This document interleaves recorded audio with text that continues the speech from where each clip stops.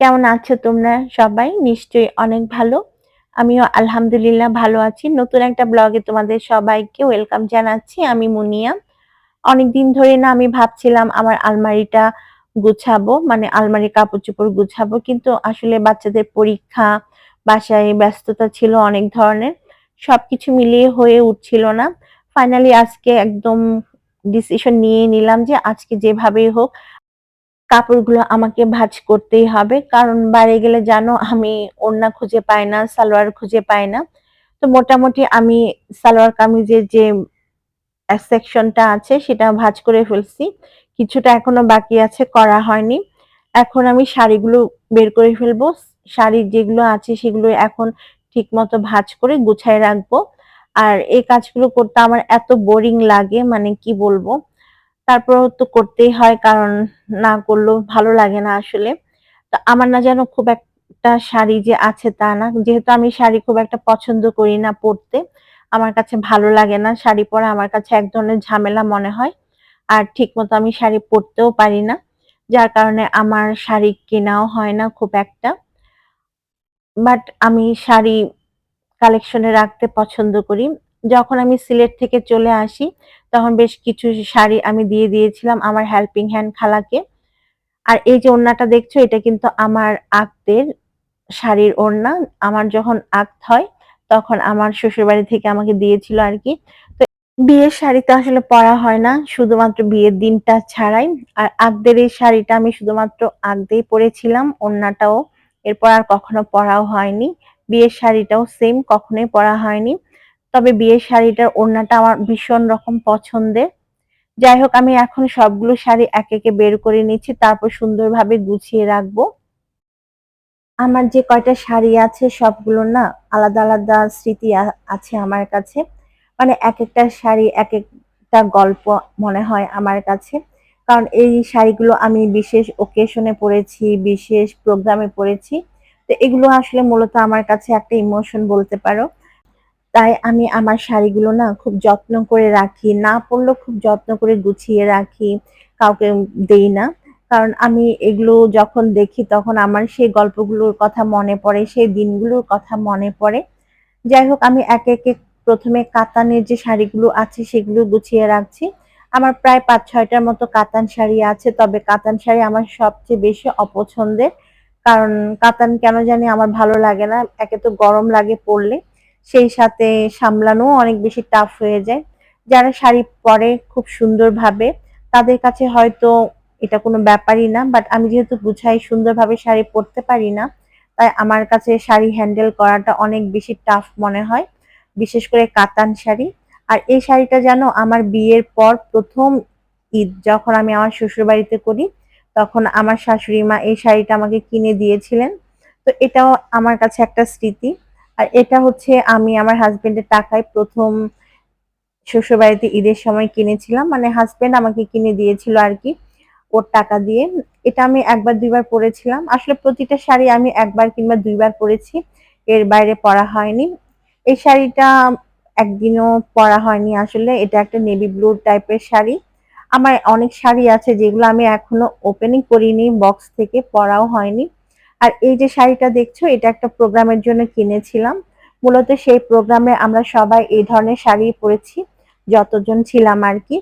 তো এই শাড়িটা আমার কাছে সেই দিনগুলোর কথা মনে করিয়ে দেয়, স্মৃতিগুলো মনে করিয়ে দেয়।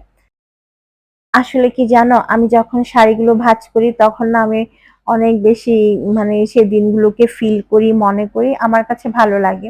আর এই হলুদ শাড়িটা আমি কিনার পর একটা দিনের জন্য পরি নাই।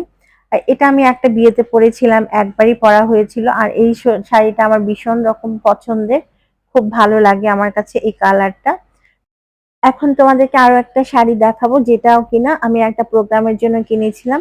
এই শাড়িটাও আমরা সবাই একসাথে পরেছিলাম একটা প্রোগ্রামে। সবাই একই রকম শাড়ি।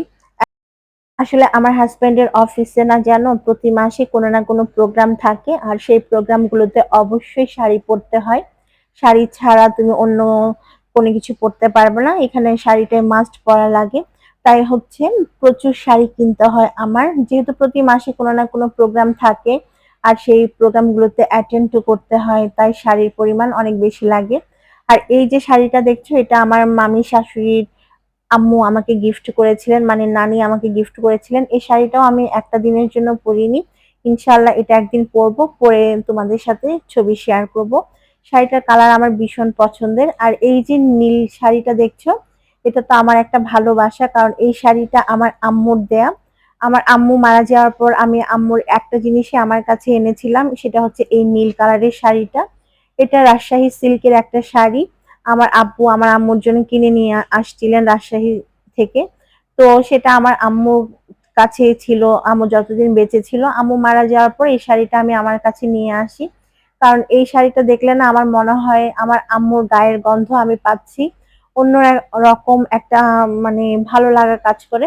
তাই এই শাড়িটা আমি কখনো পরি না, বাট এটা আমি আমার কাছে রেখে দিই। যখন মায়ের জন্য, মানে আমার মায়ের জন্য আমার খুব মন খারাপ হয়, তখন শাড়িটা খুলে আসলে আমি দেখি, মানে আম্মুর ঘ্রাণটা নিয়েই আর কি। আমার কাছে মনে হয় এটার মধ্যে আমার মায়ের ঘ্রাণটা লেগে আছে। আর এই যে মসলিনের শাড়িটা দেখছো, এটা কিন্তু আমি রাজশাহী থাকতে কিনেছিলাম। যখন আমি রাজশাহী ছিলাম তখন এক ঈদে কিনেছিলাম। আর এই শাড়িগুলো আসলে কোথা থেকে কিনেছি জানি না, তবে এগুলো আমি একবার কি দুইবার পরেছিলাম, খুব একটা আসলে পরা হয় না। আর এই শাড়িটা আমি রংপুর থেকে কিনেছিলাম। জানো তো, এটাও একটা প্রোগ্রামের জন্যই কিনেছিলাম।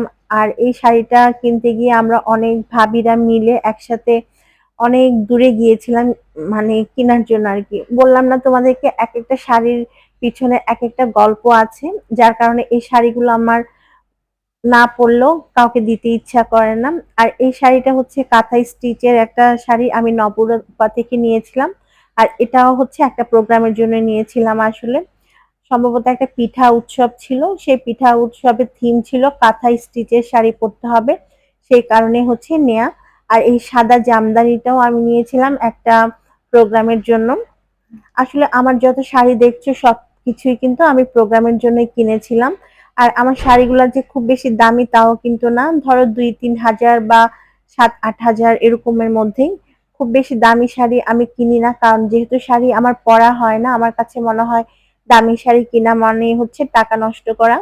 তাই আমি এত দাম দিয়ে কখনোই শাড়ি কিনি না আসলে। অল্প টাকার মধ্যে প্রোগ্রামের জন্য সুন্দর শাড়ি কেনার চেষ্টা করি। আর এই যে টাঙ্গাইলের শাড়িটা, এটা 2012 সালে আমি রাজশাহী থেকেই কিনেছিলাম। এই শাড়ির কালারটা না যেন আমার কাছে বেশ ভালো লাগে, তাই আমি এটা মাঝে মাঝে পরি। বাসায় তোমাদের সাথে একদিন পরে ব্লগ শেয়ার করব। আর এই যে কালো শাড়িটা দেখছো, এটা আমার একবারও পরা হয়নি। কেনার পর থেকে যেরকম এনেছিলাম সেরকমই রেখে দিয়েছি, কোনোদিনও আমি পরি নাই এটা। তবে ইনশাল্লাহ একদিন পরে তোমাদের সাথে ভিডিও শেয়ার করব। আর এটা আমি কিছুদিন আগে একটা অনলাইন থেকে কিনেছিলাম, আসলে দেখে এত পছন্দ হয়েছিল ভাবলাম কিনে নেই, বাট এই শাড়িটাও আমার পরা হয়নি একদিনও, জাস্ট কিনে রেখে দেই। এরকম অনেক শাড়ি আমার আছে যেগুলো আমি কিনে রেখে দেই বাট পরা হয় না। আর এই শাড়িগুলো আমি কোনো এক প্রোগ্রামের জন্য কিনেছিলাম, আমরা সবাই মিলে একই রকম শাড়ি কিনেছিলাম আর কি প্রোগ্রামের জন্য। আসলে আমার যত শাড়ি আছে সবগুলোই হচ্ছে প্রোগ্রামের জন্যই কিনা। আর এগুলো খুব একটা রেঞ্জের না, অল্প টাকার মধ্যে কিনা। আর এটা আমার ভীষণ পছন্দের একটা শাড়ি, মণিপুরি শাড়ি। মণিপুরি শাড়িগুলো আমার ভীষণ ভালো লাগে, পরলে না অনেক বেশি সুন্দর লাগে এই শাড়িগুলো। আর সিলেটে থাকার সময় আমি এই শাড়ি কিনেছিলাম, মানে মণিপুরি শাড়িটা আর কি। আর এগুলো এত সুন্দর যে কি বলবো। আর এই যে আমার হাতে দেখছো, এটা কিন্তু আমার বিয়ের সময় আমাকে দেয়া হয়েছিল। আর এটা হচ্ছে মসলিনের মধ্যে একটা, বা টিস্যুর মধ্যে বলতে পারো। এটা আমি বেশ কয়েকবার পরেছিলাম কয়েকটা প্রোগ্রামে আর কি। আর এটা বেবি পিঙ্কের একটা খাদির শাড়ি, এটা আমার ভীষণ পছন্দের, বাট এই শাড়িটা না যেন নষ্ট হয়ে গেছে। কোথা থেকে জানি এই শাড়ির মধ্যে দাগ লেগে গেছে। আর আমার এত মন খারাপ হয়েছিল যে কি বলবো, কারণ শাড়িটার কালার আমার এত পছন্দের, এই জন্য। আর সাদা শাড়িটা আমি পরেছিলাম একটা বিয়ের রিসেপশনে, এটা আমার ভীষণ ভালো লাগে সাদা শাড়িটা। এটার মধ্যে হালকা কাজ করা আছে। আর এই শাড়িটা কেনার পর একবার পরেছিলাম, বিয়েতে পরেছিলাম আর কি, এরপর আর পরা হয়নি।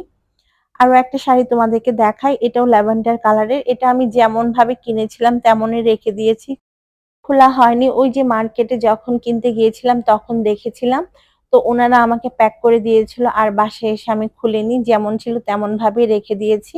আর এটা তো আমার বিয়ের শাড়ি, মানে আগদের শাড়ি আর কি, বিয়ে না, আগদের শাড়িটা এটা। তখন এই শাড়িগুলোর অনেক বেশি চল ছিল। সবাই বিয়েতে বা আগতে এই শাড়িগুলো পরতো।